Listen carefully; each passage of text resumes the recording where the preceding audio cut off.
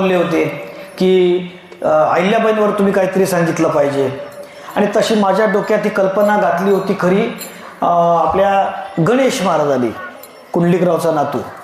त्यांनी वाशिमच्या कीर्तनामध्ये मी मल्हारराव होळकरांचं थोडं चरित्र सांगितलं होतं, तेव्हा ते म्हणाले होते आम्हाला चरित्रच माहीत नाही, तुम्ही थोडं तयारी करा. आणि मग तेव्हापासून मी त्यांचे ग्रंथ मिळवून चरित्र वाचायला लागलो. वाचताना मग ते कुठेतरी मांडलं पाहिजे म्हणून मी आज तुमच्यासमोर उभा आहे. डॉक्टर तिर्कींनी आग्रह धरला, मुद्दाम याला व्याख्यानाचं, इतक्या वेळ झालं ते प्रवचन, उद्या होईल ते कीर्तन, पण इथे व्याख्यानाचं स्वरूप अशामुळे की मला जे सांगायचं त्या चौकटीत बसत नाही. प्रत्येकाचा प्रोटोकॉल वेगळा असतो, व्याख्यानाचं वेगळं आहे, प्रवचनाचं वेगळं आहे आणि कीर्तनाचं वेगळं आहे, पण हे स्वैरपणे सांगता येईल. आता दुसरा भाग असा आहे की मी सुरुवात करण्याच्या आधी 2-3 मुद्दे स्पष्ट करतो तुम्हाला. मूळ सुरुवात त्याची झाली विषयाला की अहिल्याबाईंच्या संदर्भामध्ये बहुतेक लोकांना फक्त इतकंच माहिती आहे की त्यांनी घाट बांधले, देवालय बांधले, अन्नछत्र सुरू केले, त्यांनी मंदिरांचा जीर्णोद्धार केला आणि त्यांनी लोकोद्धारक कार्य केली, ही आपल्याला बहुतेक ठिकाणी माहिती आहे. आणि ती इतकी मोठी यादी आहे की ती पुस्तकाच्या पानं भरतात. ती जर वाचत लागलं तरी कंटाळवाणं होईल. वाचणारे कंटाळतात त्यांनी केलं किती आयुष्यात, त्यामुळे त्यांचा तो भाग सगळ्यांना माहिती आहे. पण याच्या पलीकडे बहुतेक लोकांना अहिल्याबाईंचं चरित्र माहिती नाही. आता 1 तासाची मर्यादा माझ्याकडे आहे. मी असं ठरवलंय की 40 मिनिटात मला संपवायचं आहे. किती झालं तरी 6च्या पुढे जाऊ देणार नाही. पाऊण 40-45 मिनिटाच्या वर जे राहिलं ते राहिलं पुढे, पण जितक्या वेळात बसेल ते सांगण्याचा प्रयत्न करतो. पण त्याच्या आधी 2-3 मुद्दे स्पष्ट करतो. पहिले, आपल्याला ऐतिहासिक चरित्र जेव्हा ऐकायचे असतात तेव्हा आपल्याला 2 गोष्टीची अपेक्षा आहे. एक तर रोमहर्षक चरित्र असते, त्यामध्ये प्रसंग असे अंगावर रोमांच उभा करणारे असतात. शिवाजी महाराजांचं चरित्र, मग आपल्याला तो अफजल खान आवडतो, त्याला आला कोथळा काढला, त्याचा कोथळा फाडला, तिकडे चाळीस्तेखानाची बोटं कापली, सुरतेवर लूट केली, आग्र्यावरून कसे शिवाजी महाराज निसटले, हे सगळे वर्णन रोमहर्षक आहेत. यामध्ये पराक्रम आहे, यामध्ये प्रसंग आहेत, यामध्ये अद्भुतता आहे, यामध्ये विलास शृंगार रस आहे, वीर रस आहे. आणि त्यामुळे इतिहासाच्या कथा म्हटल्या तर त्याला एक असं म्हटलं जाते, युद्धस्य कथा रम्या, युद्धाच्या कथा लोकांना आवडतात. आपल्यावर वेळ येत नाही तोपर्यंत. आपल्या घरात शत्रू जर बॉम्ब पडणारे म्हटल्यावर आपण पहिले दारं लावून बसणार, पण आपल्याला महाभारताच्या कथा आवडतात, आपल्याला दुसऱ्याच्या घरातले भांडणे आवडतात, कारण युद्धस्य कथा रम्या. पण अहिल्याबाईंच्या चरित्रामध्ये हे प्रसंग सापडत नाहीत. ही गोष्ट पहिले मी स्पष्ट करतोय. अहिल्याबाईंच्या जीवनामध्ये युद्धाच्या कथा नाहीत, कारण त्यांनी रणांगणावर त्यांनी स्वतः युद्ध केलं नाही, जे लक्ष्मीबाईंनी केलं झाशीच्या किंवा ताराबाईंनी केलंय कोल्हापूरच्या, तसंच अहिल्याबाईंनी केलं नाही. पण अहिल्याबाईंच्या चरित्रामध्ये जरी त्यांनी स्वतः लढले नाही तरी त्यांनी नियोजन केलंय. करू द्या त्यांना, त्यांचं काम करू द्या. त्यांनी नियोजन केलं, त्यामुळे ते रणकुशलता, जे युद्ध, डावपेच, कूटनीतिता, हे सगळं त्यांच्यामध्ये दिसतं. पण आजच्या प्रसंगामध्ये ते होणार नाही. मी एक स्वैर रूपानं त्यांचं चरित्र सांगण्याचा प्रयत्न करतो. दुसरी गोष्ट अशी आहे की अहिल्याबाईंच्या जीवनामध्ये पुण्यश्लोक असा शब्द वापरतात.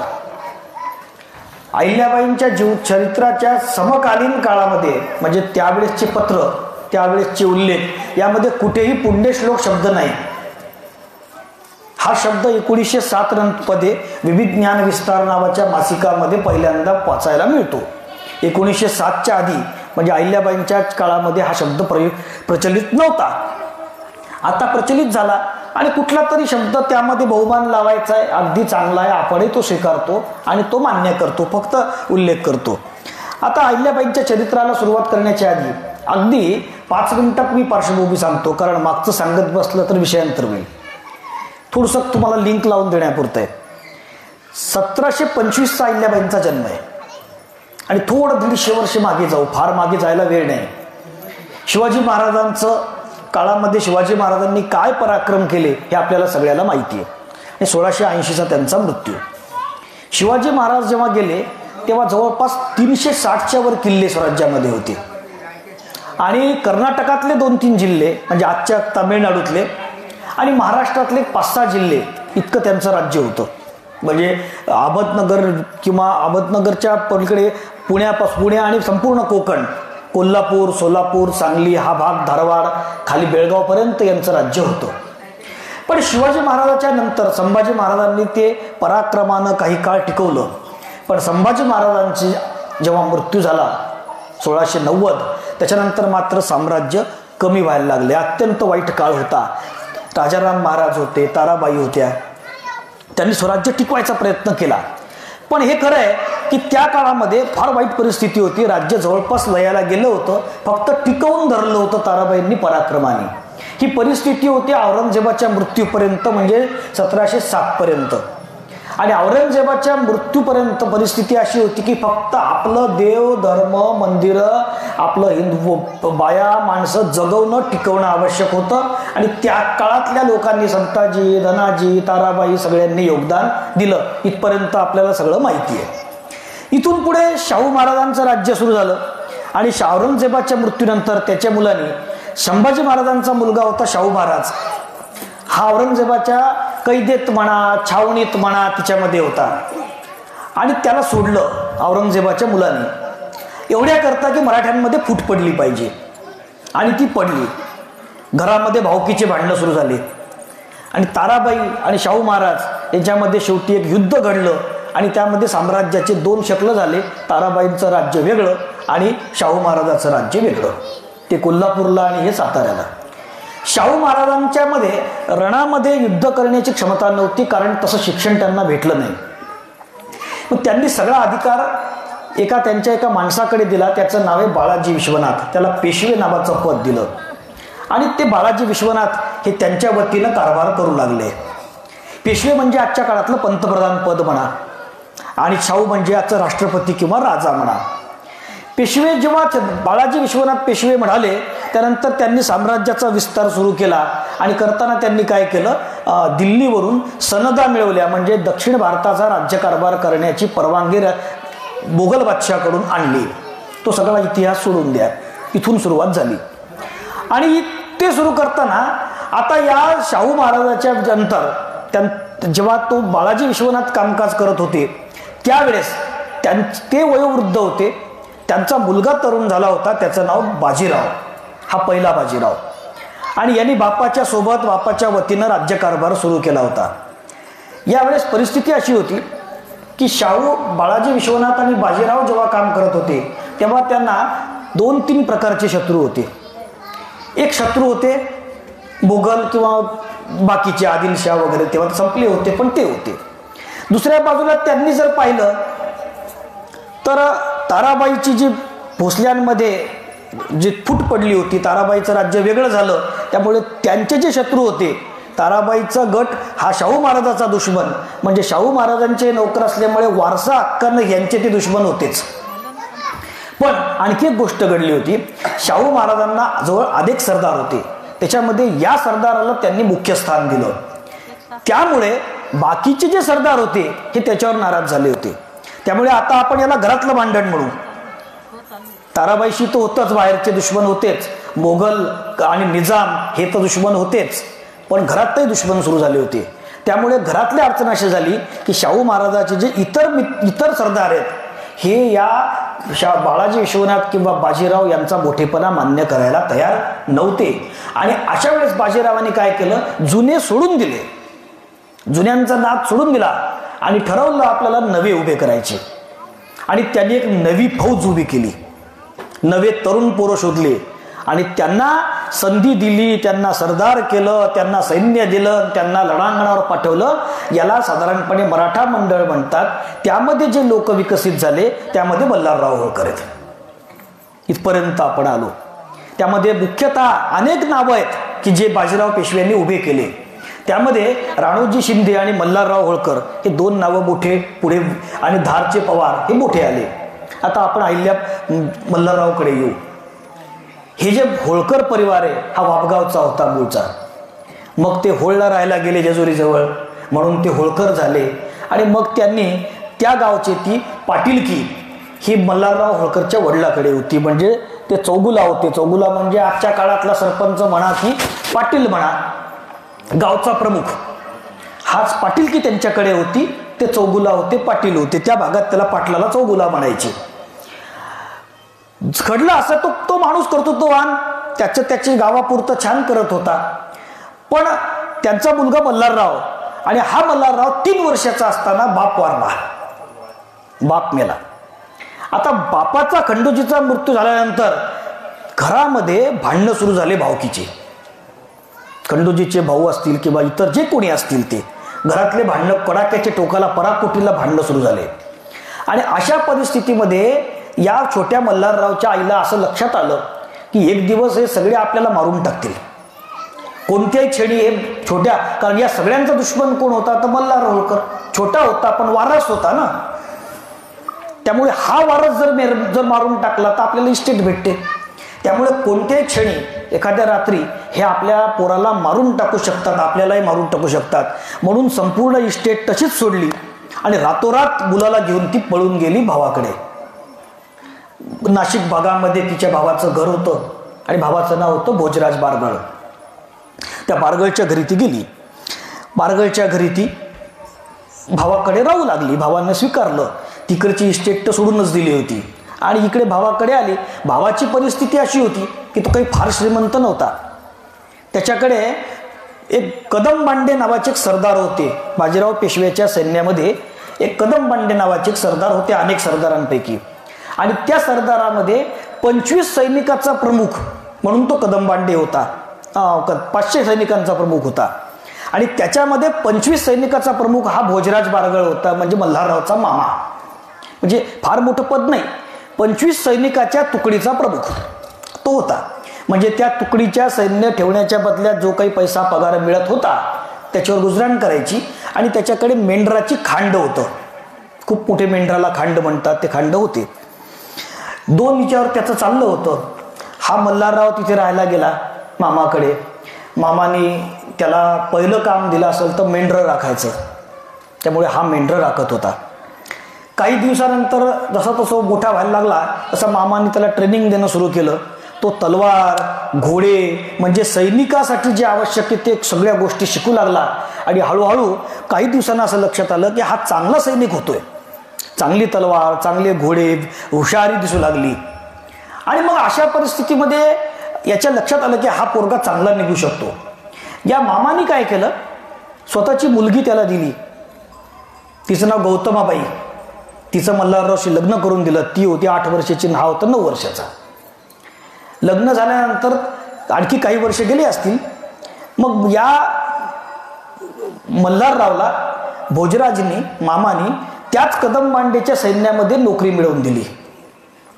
आणि तो पण 25 सैनिकाचा प्रमुख झाला. म्हणजे मामा ज्या पदावर होता त्याच पदावर हा पण गेला. आणि हा पण एक 25 तुकडीचा प्रमुख म्हणून काम करत होता. आणि हे सगळेच्या सगळे कुठेतरी लढाईवर, मोहिमेवर चालले होते. प्रसंग असा घडला, म्हणतात वाचनामध्ये असा संदर्भ सांगतात की एका युद्धात एका वेळेस त्या कुठेतरी हे सगळे सोबत मुक्काम पडला होता. आणि त्या काळात प्रथा अशी होती की उभ्या पिकामध्ये ढोरं म्हणजे घोडे चरायला पाठवत होते. या मल्हाररावनी काय केलं, आपले 25 सैनिक आणि त्यांचे 20-25 घोडे हे सगळे घेऊन त्यांनी उभ्या पिकामध्ये चरायला पाठवून दिले. आता या बाजीराव पेशव्याच्या बापानी म्हणजे शाहूने, आपला बाळाजी विश्वनाथने जेव्हा सनद आणली होती बादशाहकडून, दिल्लीच्या, औरंगजेब नव्हता तेव्हा, त्याच्याकडून, त्यावेळेस त्यांनी त्याला एक लिहून दिलं होतं, कबूल केलं होतं की आम्ही पिकाचं नुकसान होऊ देणार नाही शेतकऱ्यांच्या. आणि ही गोष्ट वरच्या पातळीची होती. लक्षात घ्या दोघांमध्ये किती फरक आहे. हा 25 सैनिकाचा प्रमुख आणि तो असेल किमान 2-3 लाख सैनिकाचा प्रमुख.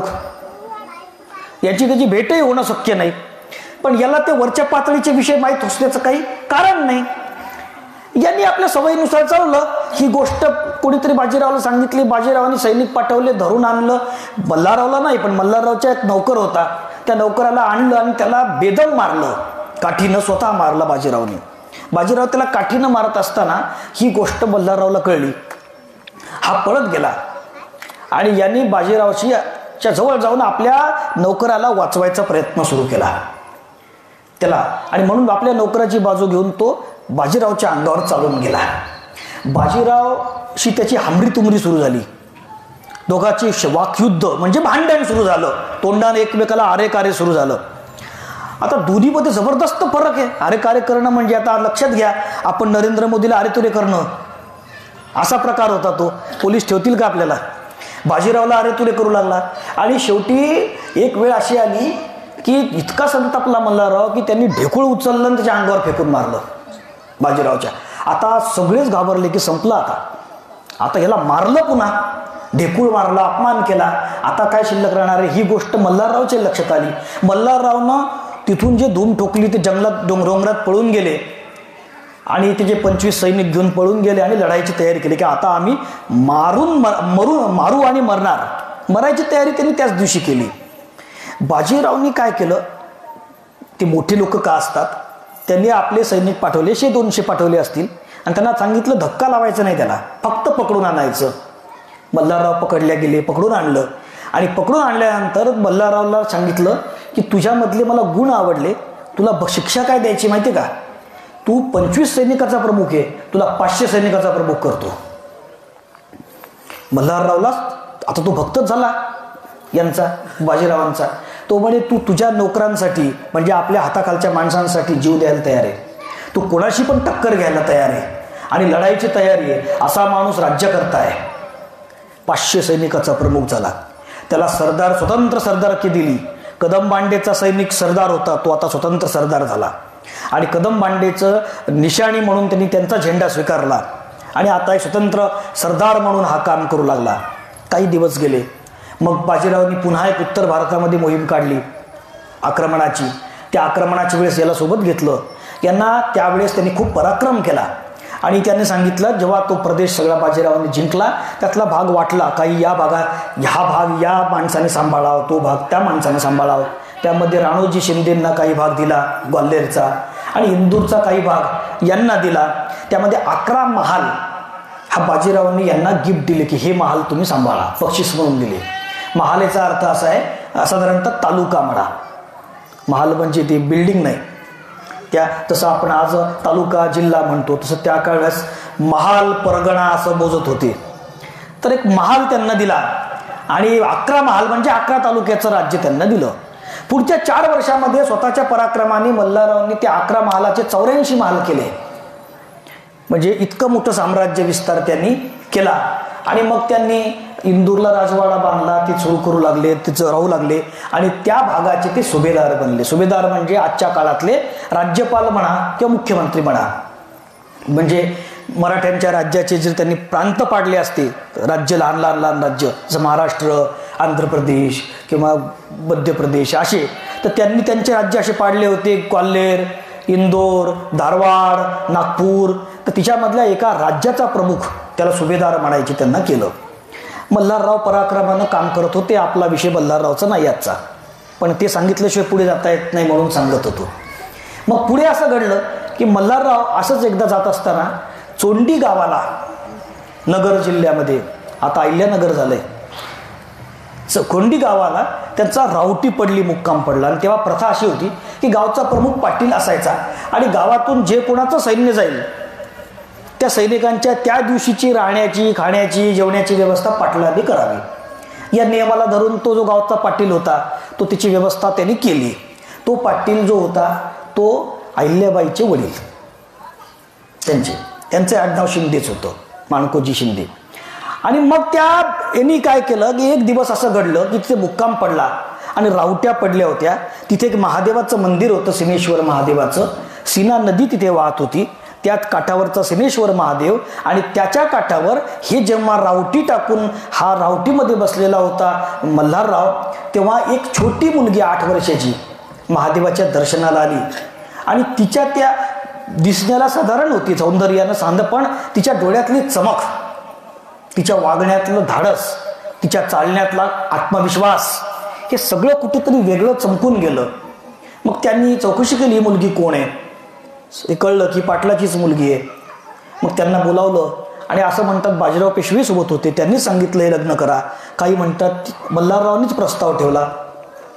पण लग्न ठरलं आणि आता अहिल्याबाई ही होळकरांची सून झाली.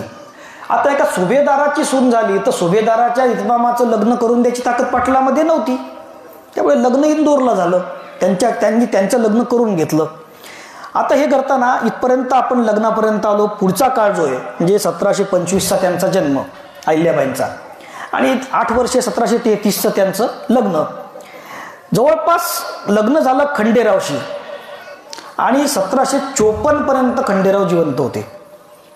मी लक्षात घ्या, कोणाच्या यामध्ये अहिल्याबाईंच्या जीवनामध्ये कुठेही सुखाचा लवलेश नाही आहे, कुठेही नाही. अत्यंत हृदयद्रावक, मी जे पहिले बोललो, रोमांचक प्रसंग नाहीत. भयंकर त्यांचं जीवन आहे.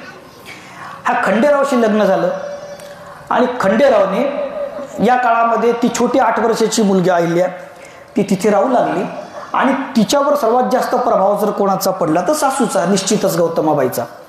मल्हाररावला 4 बायका अधिकृत होत्या आणि अनेक पत्नी आणि अधिकृत पत्न्या, ठेवलेल्या पत्न्या वगैरे वगैरे ही त्या काळातली प्रथाच होती. तर काही गैर नाहीत, सगळीकडेच होते. त्यामध्ये 4 पत्नींमध्ये अहिल्याबाई, गौतमाबाई मोठी. या गौतमाबाईनं एक त्यांच्यामध्ये प्रथा आहे, तुम्हाला आता सहज माहिती सांगतो. साधारणतः बसलेली मंडळी जी आहेत ते ज्या धनगर समाजाची मंडळी जास्त आहे, तुमचं जनरल नॉलेजही वाढवतो. नंतर तुम्ही मला आठवणी ठेवली पाहिजे, एक मुद्दा सांगून जातो. धनगर लोकांमध्ये अशी प्रथा होती की नवरा जे कमावतो त्या कमावलेल्यापैकी 4 हिस्सा बायकोच्या मालकीचा असतो. त्यानं कमावून आणलं की 4 मालकी, 25% मालकी बायकोची. ही जुनी प्रथा होती. आणि त्या पद्धतीनं म्हणजे मल्हाररावनी काय केलं की मल्हाररावनी सगळं राज्य मिळवल्यानंतर आपल्या एकूण साम्राज्यामध्ये 2 भाग असायचे. सरकारी जमीन म्हणजे सरकारी भाग आणि काही भाग हा खाजगीचा. खाजगीच्या भागामध्ये त्यांनी पेशव्यांकडे पत्र पाठवलं की आमच्या प्रथेनुसार 4 हिस्सा जो आहे तो हा बायकोचा असतो आणि तो बायकोचा स्त्रीधनासारखा असतो. स्त्रीधन म्हणजे तिने माहेरून आणलं ते तिचं असते, ती वाटेल त्याला देऊ शकते. तसं हा जो हिस्सा आहे, हा हिस्सा ती दान देईल, मंदिराला देईल, मुलीला देईल, कोणालाही देईल, तो दान द्यायचा. त्यांनी 4 हिस्सा 25% म्हणजे त्या काळातला 3 लाख होन मुलखाचा प्रदेश हा अहिल्याबाई गौतमाबाईच्या नावानं करून दिला. तिची ती खाजगी जागीर झाली. त्यामध्ये महेश्वर म्हणजे इंदोरजवळचा महेश्वरचा भाग होता, काही नाशिककडचा भाग होता, काही जालन्याजवळ अंबडचा भाग होता, असे काही भाग त्याला दिले. तसं पत्र अधिकृत कागदपत्र तयार झाले आणि गौतमाबाईच्या नावाने इतकी जमीन, ती स्वतः एक जमीनदार जागीरदार झाली. नंतरच्या काळामध्ये तिनं ही सगळी संपत्ती, सगळे जहागिरी अहिल्याबाईला दिलेल्या आहेत. त्यामुळे अहिल्याबाईला तिकडून आलेली ती खाजगी जमीन होती, त्याला कोणी हात लावू शकत नव्हतं नंतरच्या काळातही. कारण महेश्वरचा भाग जो होता तो तिचा खाजगी जहागीर होती, ती तिच्या स्त्रीधनाकडून आली होती, सासूकडून गिफ्ट आली होती. अहिल्याबाईचे संस्कार होऊ लागले, घरातले हे सगळे संस्कार होते. आणि मग दुसरा भाग असा झाला की त्यांच्या परिवारामध्ये, धनगरांच्या प्रथेमध्ये स्त्रीला पुरेसं स्वातंत्र्य होतं. इतर समाजात नाही इतकं होतं, समाजात इतकं नव्हतं, यांच्यामध्ये होतं. याचं कारण असं आहे की मल्हाररावांनी आणखी एक गोष्ट सुरू केली. युद्धावर स्त्रियांना घेऊन जाणं सुरू केलं. जेव्हा रणांगणावर जायचे, रावट्या करायचे, त्याच्यामध्ये महिला घरातल्या सोबत ठेवायच्या. त्यांचा तंबू बाजूला ठेवायचा, मागच्या बाजूला त्यांचा तंबू असायचा आणि कारभार सुद्धा सगळा महिलांकडे देणं सुरू केला. पण लवकरच असं लक्षात आलं यांच्या की मुलगी हुशार आहे, मुलगी कामकाज सांभाळते. या सगळ्या महिलांना शिक्षण होतंच. मराठ्यांच्या काळामध्ये, मराठ्यांच्या, धनगरांच्या, ब्राह्मणांच्या सगळ्या बायांना लक्षात घ्या, मध्ययुगामध्ये बायांना सगळ्यांना, बहुतेकांना शिक्षण येतच होतं. आणि घोड्यावर बसणं, तलवार चालवणं बहुतेक स्त्रियांना येत होतं. ते आवश्यक होतं, गरज होती तेव्हाची, ती सगळ्यांना येत होतं. अहिल्याबाईकडे मल्हाररावांनी कामकाज सोपवणं सुरू केलं. या काळामध्ये कामकाज काय तर हिशोब ठेवणं सुरू केलं. सगळा हिशोब ती पाहू लागली. त्यामध्ये काशिदाच्या जोड्या, काशिद म्हणजे मॅसेंजर म्हणजे हेर किंवा दूत, राजदूत, याचा बातम्या आणणारे लोक किंवा या राजाचे त्या राजाकडे, या सरदाराचे त्या सरदाराकडे जे लोक निरूप घेऊन यायचे, ते दोन दोन माणसं राहायचे, त्याला जोडी म्हणायचे, काशीद जोडी. ते लोक घेऊन यायचे, आपले माणसं तिकडे पाठवायचे. या सगळ्या कारभारावर नियंत्रण ठेवायचं काम अहिल्याबाईकडे दिलं की या काशीदांच्या जोड्यावर लक्ष ठेवा. दुसरीकडून जर निरोप घेऊन कोणी आले तर त्यांचं राहणं, खाणं, जेवणं, निरोप घेणं, त्यांना उत्तर देणं, पत्र तयार करणं, पत्रावर सही शिक्का देणं, एकूण कामकाज त्या पाहू लागल्या. आजच्या काळात ज्याला ऑडिट म्हणतात, ऑडिट, हिशोब, जमा खर्च, ताळेबंद, त्या अहिल्याबाई पाहू लागल्या घरातली. आणि याच्या पलीकडे तुम्हाला आश्चर्य वाटेल, दारू गोळा कसा बनवावा, दारू गोळ्याच्या कारखाने, तोफांचे कारखाने, त्याचं नियंत्रण अहिल्याबाईकडे दिलं की हे सुद्धा तूच पाहायचं. त्या तोफगोळ्याही पाहत होऊ लागल्या. असं करता करता 15-20 वर्ष गेले. ही झाली सगळी सकारात्मक बाजू. कामकाजामध्ये तिचं महत्त्व वाढू लागलं. प्रशासनात तिचा हस्तक्षेप वाढला. प्रशासनामध्ये ती अहिल्या प्रत्यक्ष कामकाज करू लागली. हे सगळं बघताना मल्हारराव खुश होते. पण याला एक दुसरी बाजू होती. हा जो त्यांचा मुलगा होता एकुलता एक खंडेराव, याच्यामध्ये राज्यकारभाराचे कोणतेही गुण नव्हते. प्रशासनाच्या दृष्टीनंच नाही, राज्यकारभाराच्या दृष्टीनंही नाही. तो सरळसोट माणूस होता. सांगितलेलं काम करावं. त्याला डावपेच, आगळाखे कळत नव्हते. युद्धामध्ये त्यानं कधी पराक्रम गाजवला नाही. त्याची तलवार कधी रणांगणावर चालली नाही. तोफगोळ्यातलं, युद्धातलं कळत नव्हतं. आणि भारतामध्ये मल्हाररावची ती लंगडी बाजू वारंवार उघडी पडत होती. म्हणजे काही जयपूरचं एक प्रकरण होतं, जयपूरच्या राजाच्या घराण्यामध्ये. त्यामध्ये मध्यस्थी करण्यासाठी खंडेरावला पाठवलं. यांनी ते प्रकरण सगळं अंगाशी घेतलं. त्यामध्ये मल्हाररावची नाचक्की झाली. तो प्रसंग मी सांगत नाही, टाळतो तो. दिल्लीला एकदा यांना पाठवलं. दिल्लीच्या दरबारामध्ये सुद्धा यांनी हासं करून घेतलं. नजराणा कसं द्यायचा माहीत नाही, तो केला नाही. तलवार बांधून द्यायचा आग्रह धरला आणि विचित्र हट्ट केले. खुद्द पेशव्यांच्या वकिलाला हाकलून दिलं. पण मल्हाररावचा धाक असा होता की त्याचे सगळे हट्ट सगळे पुरवत होते. ही एक बाजू होती की एक सरळसोट माणूस, कामकाज, सामान्य बुद्धीचा, कुठलाही पराक्रम नाही, रणांगणावर नाही, हे सगळं चालू असताना दुसरी बाजू असता श्रीमंताचा मुलगा, पैशावाल्याचा मुलगा. त्यामुळे त्याच्यामध्ये सगळे दुर्गुण आले होते. मग त्यामध्ये दारूचे होतं, अफू होता, स्त्रियांचाही त्याला मोठा सहवासाचे त्याला व्यसन लागलं होतं. आणि या सगळ्या प्रकरणामध्ये अहिल्याबाई होरपळून जात होती. अहिल्याबाई तशा सत्वगुणी सगळ्या चांगल्या राहत होत्या. त्यांनाही 2 आणखी लग्न झाले होते, म्हणजे 2 सवता होत्या. पण साधारणतः खंडेरावचा यांचा फार संबंध येत नव्हता. दुसरी गोष्ट अशी, रणांगणावर सुद्धा जायचे तर अहिल्याबाईचा मुक्काम हा गौतमाबाईच्याच तंबूमध्ये राहायचा बाजूला, आणि खंडेरावचा तंबू खूप लांब राहायचा. हे सगळं दुःख अहिल्याबाई पचवत होत्या, त्यांनाही पचवत होत्या. मल्हाररावलाही दुःख होतं. मल्हाररावनी खूप प्रयत्न केले पण खंडेरावमध्ये परिणाम झाला नाही. 2 टोकं होते. मग यामध्ये मल्हाररावनी असा विचार केला की खंडेरावची भर कुठून काढायची असेल तर ती अहिल्याबाईमध्ये काढता येईल तर बघायचं. आणि असं करत करत 1733 ते 1754 पर्यंत आलो. 1754 एक युद्ध सुरू होतं. मथुरेजवळ एक कुंभेरीचा किल्ला आहे. तिथे सूरजमल नावाच्या जाटाचा एक किल्ला येतात. त्या सूरजमल जाटाच्या विरोधामध्ये मराठ्यांनी आक्रमण केलं. त्या युद्धामध्ये स्वतः पेशवे पण होते, राणोजी शिंदे सुद्धा होते, आणि मल्हारराव होते, पवार सुद्धा होते. आक्रमण केलं आणि त्या किल्ल्याला चोहीकडून घेरा घातला होता आणि त्याला घेरा घालून घेतला आणि हे सगळे बसले होते. त्याच्यामध्ये बंदिस्त घेराबंदी केली होती. तोफा चालवणं सुरू होता. जानेवारीत ती घेराबंदी सुरू झाली आणि मार्च आला. 3 महिने सगळे नुसते टुकटुक रोज तोफा धडाडत होत्या. पण हे वाट पाहत होते, दरवाजे बंद होते. एक युद्ध सुरू होतं. 3 महिन्यापासून हे रणांगणावरच रावटीमध्ये राहत होते. आणि या रावट्याचे चित्र तुम्हाला सांगितलं असं होतं. आणि असं करता करता एक दिवस 17 मार्चचा दिवस आहे. त्या दिवशी प्रसंग असा घडला की अहिल्याबाईचा दिनक्रम असा होता की रोज सकाळी उठावं, पूजापाठ, देवपूजा करावी आणि मग सगळ्यांना प्रसाद वाटावा, अंगारा लावायच्या सगळ्यांना. ते त्याच्यानंतर त्या पहिले जात असेल तर तोफगोळ्याकडे, तोफाच्या कारखान्यात जायचं. तोफांची परिस्थिती कशी आहे पाहायची, तिथले सूचना द्यायच्या. मग सैनिकांचं जेवण, जिथे स्वयंपाक व्हायचा सैनिकांचा, तिकडे जाऊन चक्कर मारायचे, लक्ष द्यायचं आणि मग त्या द्यायच्या जखमी जे सैनिक आहे त्यांच्याकडे बघायचं. असं करता करता 10-11 वाजायचे आणि मग ते 11-10-11 वाजता त्या सकाळी 4 पासून सुरू व्हायचा उपक्रम आणि 10-11 वाजता त्या अंगारा प्रसाद देत फिरायच्या. त्या दिवशी त्या जेव्हा खंडेरावच्या तंबूमध्ये गेल्या तर खंडेराव व्यसनामध्ये पडलेला होता, स्त्रिया होत्या, खंडेराव होता, वाईट होतं. त्या दिवशी अफूचे तिथे पातेले ठेवलेले होते, दारूचे, अफूचे.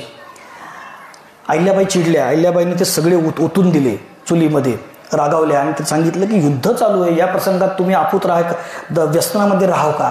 अशा पद्धतीचे वाक्य त्याची इतिहासातले मी वाक्य जे आहेत पुस्तकांमध्ये आहेत, जे दप्तरामध्ये कागदपत्रात येते, कारण मी जवळपास 8 ते 10 पुस्तकं वाचलेत आणि सांगतोय मी हे व्याख्यान जे आहे ना, हे व्याख्यान मी मुद्दाम प्रयोग म्हणून करतोय, कारण हे बाहेर देता येईल, आपल्या घरात पहिले द्यायचं आणि 1 तासात किती बसते हे पाहायचं. माझा अंदाज नाही मला किती वेळात किती बसेल, पण मी जिथे बसेल तिथे थांबून जातो, कारण मला 1 तासात बसेल की नाही याचं अजून प्रॅक्टिस केलेली नाही, हे पण मला बघायचं आहे.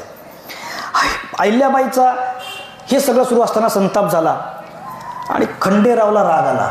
तो म्हणाला, मी शूर आहे, मी बेहोश नाही, मी व्यसनात नाही, मी रणांगणावर जायला भीत नाही, ही छाती शूराची आहे, मर्दाची आहे, अशा पद्धतीचे वाक्य केले आणि तो तसाच रणांगणावर पळत जाऊ लागला. जिथे त्याला मोर्चाचा स्तंभ झेंडा म्हणतात की मुख्य ठिकाणी झेंडा लावला असतो, मुख्य तोफ झेंड्यापर्यंत जाऊ, सगळ्यात धोकादायक जागा असते ती, तिथपर्यंत जाऊ लागला. आता त्याच्या अंगात फारसे कपडे नव्हते, म्हणजे युद्धाचे चिलखत वगैरे असं काही नव्हतं, सामान्य कपड्यामध्ये पळत जाऊ लागला. हे पाहिल्यानंतर अहिल्याबाई घाबरल्या, त्या मागे पळू लागल्या. पुढे तो पळतोय, हे मागे पळतायत, काही लोक पाहणारे सैनिकही मागे पळतायत, असं सगळं चाललंय. ऊन 12ची वेळ, ऊन जबरदस्त, 17 मार्च महिना, ऊन तापलेलं आणि उत्तर भारतातलं मथुरेचं ऊन. अशा परिस्थितीमध्ये 12 वाजता त्या जवळपास झेंड्यापर्यंत ते पोचले, मुख्य तोफेपर्यंत, आणि घात झाला. वरतून एक गोळा आला किल्ल्यावरून आणि तो नेमका जिथं पडला, खंडेरावच्या अंगावर पडला. खंडेराव होत्याचे नव्हतं झालं. आता सगळेच थिसले जागच्या जागी. वर्णन असं आहे की मल्हारराव तंबूमध्ये होते. मल्हारराव उघड्या अंगानेच रणांगणावर पळाले, त्यांना पण भान राहिलं नाही असं जाऊ नये. त्यांच्या अंगात कपडे नव्हते, फक्त धोत्र होतं, धोत्रावरच ते पळाले. ओक्साबोक्सी रडू लागले, खूप वेदना करू लागले आणि त्यांनी प्रतिज्ञा केली की या सूरजमलचा जोपर्यंत मी मुंडकं घेणार नाही. तोही घाबरला, कारण मल्हाररावची प्रतिज्ञा, घाबरला तो. अहिल्याबाईचं तर दुःख प्रचंड पडलं. दिवस गेला. सूरजमल जाठाने माफी मागू लागला, माफीचे पत्र आले, तोही घाबरला. आता काय परिणाम होणार? सगळे पेशवे शिंदे सगळे जमा झाले, सगळे महत्त्वाचे. फार दुःखदायक प्रसंग झाला. दहन झालं आणि खंडेरावच्या 3 बायका अहिल्याबाई सहित, माझ्या वाचण्यात 3 आहे. मी जे पुस्तकं वाचले अधिकृत, मी सांगतो पुस्तक कोणते वाचले. होळकर, मी महाराष्ट्र राज्य साहित्य संस्कृती मंडळाने प्रकाशित केलेले होळकरशाहीचा इतिहास नावाचं वा ठाकूर यांचं पुस्तक पाहिलं. त्याच्यानंतर विनया खडपेकर यांचं एक ज्ञात अज्ञात अहिल्याबाई वाचले. त्यानंतर विजया जागीरदार यांचं एक तेजस्विनी अहिल्याबाई वाचले. आणि याच्याशिवाय होळकरांची कैफियत पूर्ण नाही वाचले, पण मी चाललं ते. आणि याच्याशिवाय काही स्फुट पुस्तकं काही मी पाहिलेत. एक मल्हाररावचे चरित्र वाचले मी. आणि हे सगळे ग्रंथामध्ये साधारणतः 3 उल्लेख आहेत. पण त्या सती गेल्या, अहिल्याबाई सती चालल्या होत्या. आणि इथे लक्षात घ्यायची गोष्ट आहे, मल्हाररावने अहिल्याबाईच्या पाया पडून रडून त्याला सांगू लागले की तू सती जायचं नाही. पण बाकी दोघींना नाही म्हटलं, फक्त अहिल्याबाईला की तू जर गेली तर माझं काय राहणार, माझ्या पदरात एवढं तर टाक. त्या सगळे वर्णन आहेत, प्रसंग आहेत की ते फार हृदयद्रावक या. ते इतके रडले की त्याचा परिणाम असा आला की अहिल्याबाई निर्णय घेतला की आपल्याला सती जायचं नाही. आणि ही भारताच्या इतिहासातली महत्त्वाची घटना आहे. अहिल्याबाईंनी 1754ची गोष्ट ही, आणि त्याच्यानंतरचे 12 वर्ष आहेत 66 पर्यंत अहिल्याबाई मल्हाररावसोबत काम करू लागल्या. मल्हाररावने हे सगळं युद्ध विसरले, दुःख विसरले आणि युद्धामध्ये पुन्हा रममाण झाले. त्यानंतर त्यांनी इतकं युद्ध वेगानं गेलं की त्या भपकेपार झेंडे जेव्हा म्हणतात आपण वर्णन करतो की म्हणजे आजचा पाकिस्तान, त्याच्या पलीकडे अफगाणिस्तान पाकिस्तानच्या बॉर्डरवर अटक नावाचं गाव आहे, तिथपर्यंत मराठ्यांचं सैन्य गेलं, काबूलपर्यंत गेलं होतं. आणि काबूलच्या आसपास तिथं त्या अटक नावाच्या किल्ला मराठ्यांच्या ताब्यात होता आणि त्या मोहिमेमध्ये मल्हारराव सामील होते पेशव्यांच्या सोबत. राघोबा दादा सोबत मल्हारराव होते. हे सगळं नंतरच्या काळात केलं मुलाचं दुःख विसरून. आणि हे करताना ते जवळपास राज्याच्या बाहेरच होते. माळवा, ज्याला इंदूरचं राज्य म्हणतात, त्याच्या बाहेरच होते. या सगळ्या काळामध्ये प्रत्यक्ष माळवा भागाचं प्रशासन कोणी केलं तर अहिल्याबाईंनी केलं. न्यायनिवाडा करणे, लोकांचे प्रश्न सोडवणे, मल्हाररावला पैसा पाठवणे, इकडे महसूल वसूल करणे, ते मागतील तसं करणे, त्यांचे पत्रही उपलब्ध आहेत, त्या पत्रामध्ये तोफांचे कारखाने लावणे, हे सगळं 1766 पर्यंत अहिल्याबाईंनी केलं. आणि 66 मध्ये मल्हाररावचाही मृत्यू झाला. आता मल्हाररावच्या नंतर आता त्या ताई मगाशी बोलले आता आटोपतं घ्यायचं, तर मी आता 5 मिनिटात पुढचं स्वतः थोडक्यात संपवतो, कारण मला वेळेची मर्यादा 6ला संपवणार. आता त्यांचा मुलगा होता मालेराव, अहिल्याबाईचा एकुलता एक मुलगा. या मालेरावचंही दुःख कशी, या माणसाच्या जीवनामध्ये किती दुःख असावं. हा मालेराव असा होता की अहिल्याबाई त्याला शिकवू लागल्या की त्याने भिंतीवरचे किडे, मुंग्या, पाली, झुरळं हे पाहावे. त्याला वन्य प्राण्यांचं फार कौतुक, लाड, इतकं व्यसन होतं वन्य प्राण्यांचं की तो कुत्रे, बेडकं, मांजरं, डुकरं नाही, वाघ, सिंह, चित्त्यापासून त्याच्यासोबत होते. त्यांना माणसाळवले होते आणि नेहमी तो त्यांच्यासोबतच राहत होता. गावाच्या बाहेर एक मोठा हत्ती तलाव होता, तिथे हत्ती होत्या. हत्तीचे झुंजी लावणे, हत्तींचं डुमणं पाहणे, दिवस दिवस हत्ती पाहत बसायचा. वाघ घेऊन कधी कधी वाघ घेऊन तो राजमहालामध्ये यायचा, पण कधी उलटले नाहीत. हे एका बाजूला होतं. दुसऱ्या बाजूला त्याच्यामध्ये खोडकर विचित्र होता आणि क्रूरपणा होता. क्रूरपणा कसा आहे, वर्णन असं वाचलंय मी की फुलपाखराला काटे टोचणे, बेडूक पकडायचं, त्याला दोरा बांधणे पायाला त्याच्या. इकडे गेलं तर उंदीर पकडायचा, तो मांजरी समोर टाकायचा, मांजरीला बिटकावलं की आपण टाळ्या वाजवायच्या.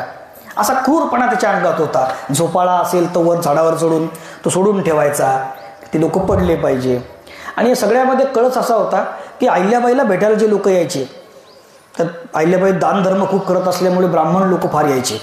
त्या ब्राह्मणांच्या जोड्यामध्ये विंचू टाकून ठेवणे, त्यांना चावले की ओरडणे, बायांच्या कुंकवाच्या करंड्यामध्ये तिखट भरणे, किंवा मग हे असं पाण्यामध्ये मीठ टाकून ठेवणे, असे विचित्रपणा होते. अहिल्याबाई त्रस्त होत्या, कायच करावं याला.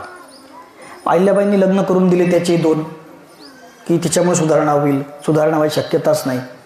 असं करता करता मल्हारराव प्रयत्न करत होते, तेही थकले होते. शेवटी मल्हारराव वारल्यानंतर त्याच्या नावाने सनद आली, म्हणजे सुभेदार बनला तो मालेराव. 10च महिने राहिला त्याच्यानंतर. पण प्रसंग असा घडला की त्या भागामध्ये जो विणकर होता एक, त्या विणकरावर याचा काही कारणामुळे भयंकर राग होता. कोणाचा? मालेरावचा. आणि जरी तो सुभेदार असला तरी त्याच्या वतीनं कारभार अहिल्याबाईच पाहत होते. एक टप्पा असा आला की विणकरापासून तर हा मारू शकतो हे पाहून यांनी त्याला नजर कैदेत ठेवलं होतं मुलाला. पण एक दिवस विणकर वाड्यात आला आणि वरतून हा कसा सटकला माहिती नाही, पण हा गेला, पळत गेला आणि यानं प्राणघातक हल्ला केला आणि विणकर मेला. त्या विणकराला मारून टाकलं. प्रसंग घडला. आणि विणकराच्या नंतर आता विणकराचा प्रसंग असा घडला, विणकर मेला आणि आता अहिल्याबाईवर दुसरा डोंगर पोसरला. एकुलता एक मुलगा. आता याचं काय करायचं? सुभेदारही आहे, गुन्हेगारही आहे. अहिल्याबाईंनी चौकशी लावली, मुलगा जरी असला तरी चौकशी करा. एक प्रसंग असा सांगतात की रथ चालला होता, बैलगाडी, त्याने काही गायी मारल्या. तो मारणारा जो होता याच्या रथाखाली काही गायी मेल्या म्हणून अहिल्याबाईंनी शिक्षा दिली वगैरे आहे, पण त्याला बाकी इतिहासात मान्यता नाही. प्रसंग काल्पनिक आहे. पण हा प्रसंग विणकराचा खरोखर आहे, मान्य आहे. विणकराला यांनी शिक्षा झाली, याला चौकशी लावली आणि चौकशीमध्ये विणकर निर्दोष ठरला लक्षात घ्या, मुलगा आहे तो सुभेदार आहे आणि आई चौकशी लावते. चौकशीमध्ये मुलगा गुन्हेगार ठरतो, सुभेदार विणकर हा. आता कसं करायचं? आता हिच्या पुढे प्रश्न पडला शिक्षा द्यायची की नाही. पण ती वेळ अशामुळे नाही आली की त्याच्या आधीच मालेराव हा वेडेपणाच्या झटक्यामध्ये चालला गेला. तो मनाशीच ओरडायचा की मी काय चुकलो, मी तुला सोडणार नाही. त्या काळात भूताटकीचं लोक मानत होते. तर सगळ्यांचा समज असा आला की विणकराचं भूत त्याच्या अंगात गेलंय. अहिल्याबाई पण त्याच काळातल्या होत्या. त्याही म्हणायच्या की त्याच्याशी बोलायच्या की तुला मी मंदिर बांधून देते, तुझ्या मुलांना घरदार बांधून देते, वाडा देते, जमीन देते, माझ्या मुलाला सोड. पण असं सगळं झालं. आता आधुनिक काळात आपण असं म्हणू की तो मानसिक धक्का होता आणि त्या मानसिक शॉक वाटणी केली आणि त्यांना इंदूरला ठेवलं आणि हे महेश्वरला राहू लागल्या. पुढच्या काळामध्ये तुकोजीरावांचा लाभ उदयाला आणला अहिल्याबाईंनी, पण नंतर सातत्यानं शेवटपर्यंत तुकोजी बाबाचे आणि अहिल्याबाईचे संघर्ष हे भांडणाचे राहिले. सतत दोघांमध्ये तणाव राहिला. याचं कारण पैसा होता. पण एक गोष्ट सांगत चालतो मी पुढे आता वेगानं की अहिल्याबाई आणि तुकोजी बाबा हे सारख्या वयाचे होते. दोघेही राज्यावर आले तेव्हा 42 वर्षाचे होते. महादजी शिंदे पानिपतच्या युद्धाच्या नंतर ते तिथले राजे झाले होते, सुभेदार. महादजी शिंदे 2 वर्ष लहान होते. पण हे सगळेच्या सगळे अहिल्याबाईच्या चरणावर मस्तक ठेवत होते. नाना फडणवीस सारखे लोक पुण्यातले हे सुद्धा वयानं मोठे होते, पण हेही त्यांच्या पाया पडत होते. आणि पुढे चालून सांगतो, सर्व कागदपत्रामध्ये अहिल्याबाईचा उल्लेख हा मातोश्री असा आहे. तिच्यापेक्षा मोठ्या वयाचे लोकही अहिल्याबाईला मातोश्रीच म्हणत होते. आणि हे सगळं चालू होतं. पुढे मालेराव वारला. मग पुढे मुलगी होती मुक्ताबाई, तिचा नवरा यशवंतराव तोही मेला. एकुलती एक मुलगी सती गेली. अहिल्याबाई धाय मोकलून रडल्या. मुक्ताबाईनं ऐकलं नाही. तिच्या 2 मुली आहेत, तिचं पुढे काय झालं माहीत नाही. पण हे सगळं करताना तिच्या जीवनामध्ये कोणतंच सुख मिळालं नाही. पण अहिल्याबाई राज्यकारभार करत होत्या. त्यांच्या राज्यकारभाराचे वैशिष्ट्य असेल की त्यांनी बांधकाम थांबवलं नाही. माणसांची पारख होती. हिमालयातल्या बद्रीनाथपासून रामेश्वरमपर्यंत पूर्ण भारतामध्ये त्यांचे बांधकामं चालू होते आणि सगळीकडे यांचं लक्ष होतं.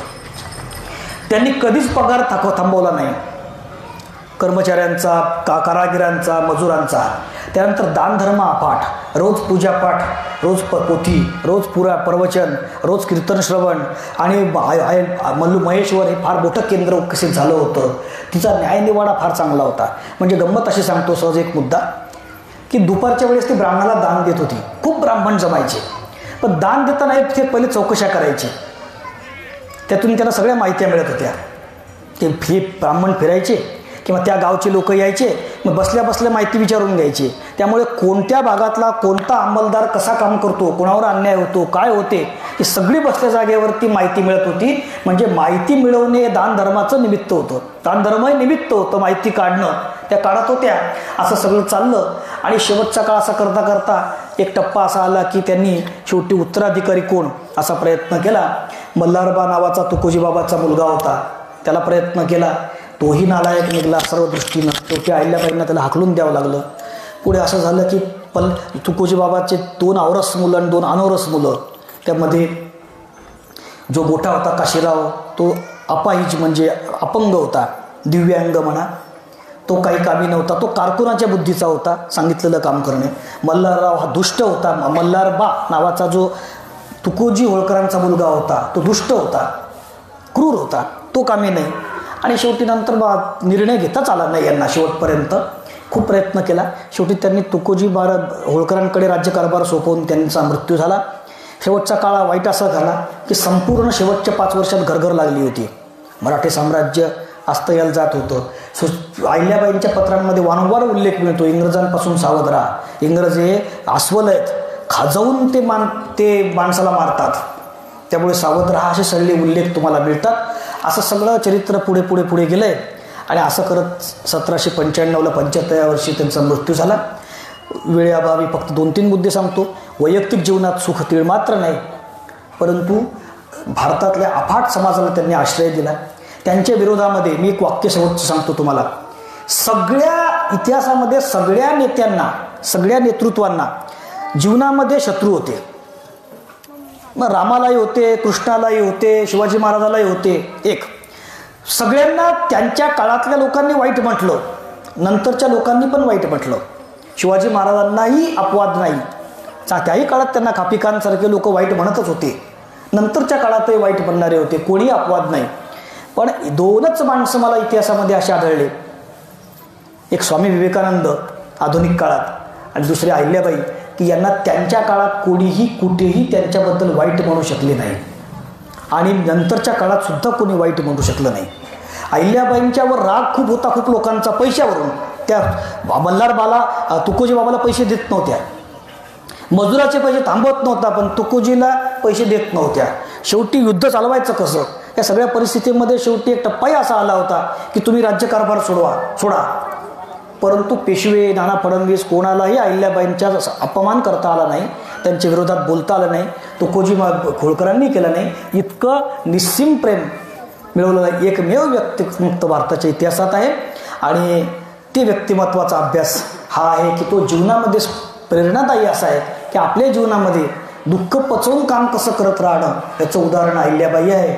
मी आज पहिल्यांदा हा प्रयोग केला, या विषयावर मांडणी केली, तुमच्यासमोर एक व्याख्यान प्रयत्न केला.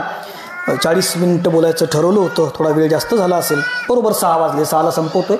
पूर्ण सांगता आलं नाही, वेळेत शक्यच नाही, पण तुम्ही ऐकून घेतलं, सहन केलं, बसले. कारण पहिलं प्रवचन माझ्यापेक्षाही चांगलं झालं, फार सुंदर मांडणी त्यांनी केली होती. पण तुमचे पाय दुखत असतील बसून, तो 1 तास गेला, हा 1 तास गेला, तुम्ही सगळे बसले, तुम्हाला खूप मी धन्यवाद देतो. मी थांबतो. आता नंतर हरिपाठ कीर्तन सगळं सुरू होईल आणि आपल्या या धर्मा मंडपामध्ये आपण व्याख्यानाचाही प्रयोग पहिल्यांदा केला. आपण एका परिवारातले असल्यामुळेच मी हा प्रयत्न केला. तुमचे पुन्हा पुन्हा धन्यवाद. आयोजकांचे, गावातल्या मंडळींचे पुन्हा पुन्हा धन्यवाद.